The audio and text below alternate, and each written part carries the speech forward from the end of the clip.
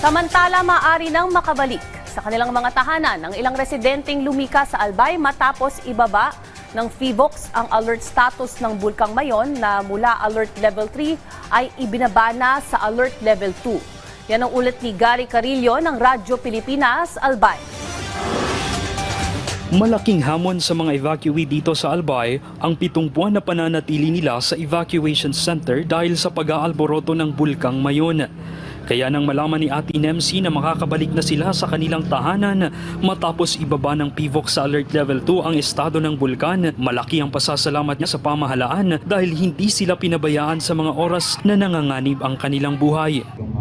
Maraming salamat po sa mga nag-provide ng aming mga pangangailangan sa pag-stay namin dito sa ilang buwan. Lalong-lalo po sa DSWD. Natustusan po yung aming mga pangangailangan, especially sa mga pagkain. Hindi naman po sila nagpula. Isa lamang si Ate Nemsi sa daang-daang pamilya sa Albay na pinayagang makauwi matapos ipag-utos ng pamahalaang panlalawigan ng Albay ang decampment para sa internally displaced persons simula ngayong araw. Bilang pabaon, nag-abot ng family food packs ang Department of Social Welfare and Development Field Office 5. Ito pong lahat ng binigay na tulong ng ating pamahalaan. Ito po ay direktiba ng ating Pangulong Ferdinand Bongbong Marcos Jr.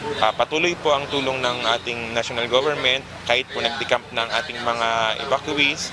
Patuloy po ang lahat ng tulong galing sa national government. Samantala, nananatiling mahigpit ang pagbabantay ng mga tauhan ng Philippine National Police at Philippine Army sa 15 itinalagang border control points papasok sa 6-kilometer permanent danger zone ng bulkan. Ipinagbabawal pa rin kasi ng PHIVOLCS ang anumang aktibidad papasok sa paanan ng bulkan sa kabila ng pagbaba ng alert status nito.